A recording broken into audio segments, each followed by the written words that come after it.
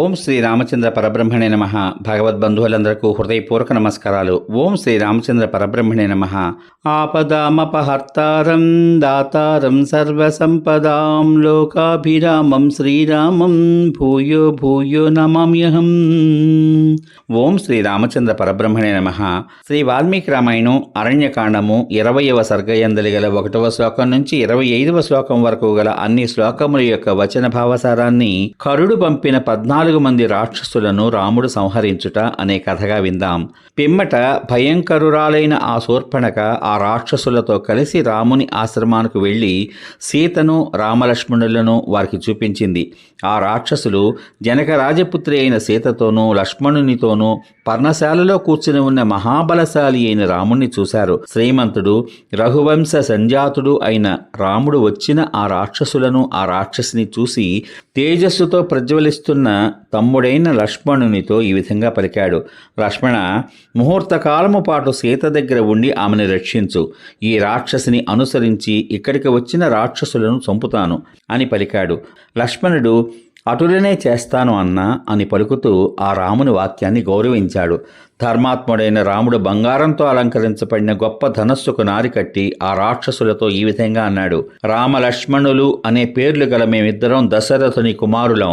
సంచరించడానికి చాలా కష్టమైన ఈ దండకారణ్యంలోకి సీతతో కూడా ప్రవేశించాం.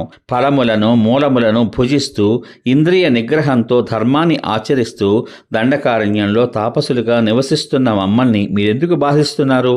హింసకు పాల్పడే పాపాత్ములైన మిమ్మల్ని యుద్ధంలో చంపడానికై నేను ఋషుల ఆజ్ఞచే బాణాలు ఆయుధాలు ధరించి వచ్చాను.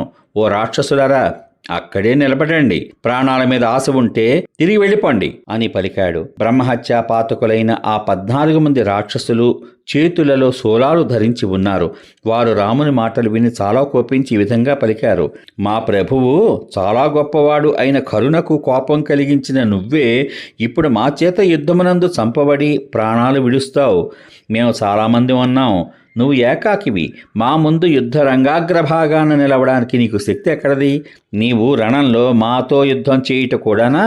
మేము ప్రయోగించిన పరిఘల చేత, శూలముల చేత, పట్టిసముల చేత నీ ప్రాణాలను, పరాక్రమాన్ని, చేతిలో ధరించిన ధనుస్సును కూడా విడిచిపెట్టేస్తావులే, రా అని పలికారు. ఆ 14 మంది రాక్షసులు కోపంతో ఈ విధంగా పలికి రాముని మీదకు శూలాలను ప్రయోగించారు. ఆ 14 శూలాలను రాముడు బంగారు అలంకారం గల 14 బాణాలతో ఛేదించాడు. పిమ్మట మహాతేజస్శాలి అయిన రాముడు చాలా క్రుద్రుడై రాతిపై సానబెట్టినవి సూర్యుని వలె ప్రకాశించేవి అయిన 14 నారాచ బాణములు గ్రహించాడు. అతడు ధనుస్సు గ్రహించి దాన్ని వంచి రాక్షసులను గురి చూసి దేవేంద్రుడి వజ్రాయుధాలను విడిచినట్లు ఆ బాణాలను విడిచిపెట్టాడు. బంగారు పొన్నులతో ప్రజ్వలిస్తున్నవి, బంగారం చేత అలంకరింపబడినవి అయిన ఆ బాణాలు వేగంగా రాక్షసుల వక్షస్థలాన్ని ఛేదించి రక్తంతో తడిసి వాళ్ళ శరీరాల నుంచి బయటికి వచ్చి ఉరుము వంటి ధ్వనితో భూమిని ఛేదించుకుని దానిలో ప్రవేశించాయి. ఆ రాక్షసుల హృదయాలు బ్రద్దలైపోయాయి, శరీరాలు రక్తంతో తడిసిపోయాయి. ఈ విధంగా ఆ రాక్షసుల ప్రాణాలు విడిచి వికృత రూపాలతో మొదళ్ళు నరికిన చెట్ల వలె నేలపై పడిపోయారు. నేలపై పడిన ఆ రాక్షసులను చూసి శూర్పణఖ కోపంతోనూ భయంతోనూ మరల భయంకరమైన ధ్వనులు చేస్తూ అరిచింది. ఆ శూర్పణఖ కొంచెం ఎండిన రక్తంతో జిగురు కారుతున్న లతవలే మరల కరుని వద్దకు వచ్చి దుఃఖితురాలై నేల మీద పడింది. ఆమె సోదరుని దగ్గర బిగ్గరగా ఏడుస్తూ దుఃఖ పీడితురాలై దిగులు చెందిన ముఖంతో కన్నీళ్లు కార్చింది. ఆ రాక్షసులు రణమునందు చంపబడ్డం చూసిన శూర్పణఖ మరల పరుగెత్తుకు వెళ్ళి వారందరూ ఆ విధంగా మరణించిన విషయాన్ని పూర్తిగా కరుణకు చెప్పినది. సమాప్తం.